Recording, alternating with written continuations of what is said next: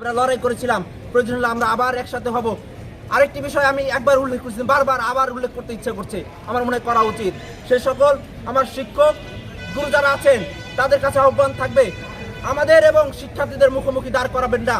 আপনারা হয়তো সাময়িকভাবে এইভাবে খুশি হতে পারেন যে শিক্ষার্থীরা আমাদের পক্ষে আছে, কিন্তু আমি শিক্ষার্থীদের অনেকের সাথে কথা বলেছি, তারা বলেছে যে বিভাগ থেকে চাপ দেওয়া হচ্ছে, বিভিন্ন টিচার চাপ দিচ্ছে।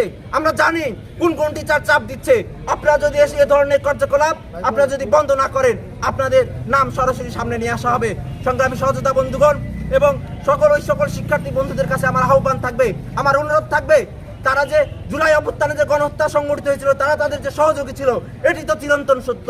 কিন্তু অভ্যুত্থান পরবর্তীতে এই 25 সাল শেষ হয়ে যাচ্ছে, আপনারা কি তাদের মুখ থেকে কখনো ন্যূনতম তাদের ভিতরে সরি ফিল করেছে? তারা কখনো ক্ষমা চায়নি। তারা ক্ষমা যদি চাইতো তাহলে অভ্যুত্থানের সহযোগী জুলাই যোদ্ধারা তাদেরকে ক্ষমা করবে কি করবে না সেটা তাদের ব্যাপার, কিন্তু তাদের ভিতরে এখন পর্যন্ত কোনো ধরনের অনুশোচনা বোধ নাই।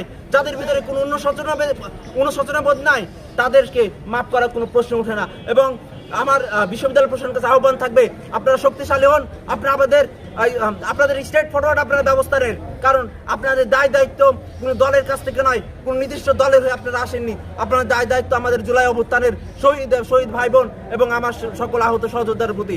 সংগ্রামী সহযোদ্ধা বন্ধুগণ, আজকের এখানে উপস্থিত হওয়ার জন্য আপনাদের সবাইকে ধন্যবাদ এবং কৃতজ্ঞতা জানিয়ে আমি শেষ করছি এবং সাংবাদিক বন্ধুদের প্রতি আমি কৃতজ্ঞতা জানাচ্ছি। আসসালামু আলাইকুম।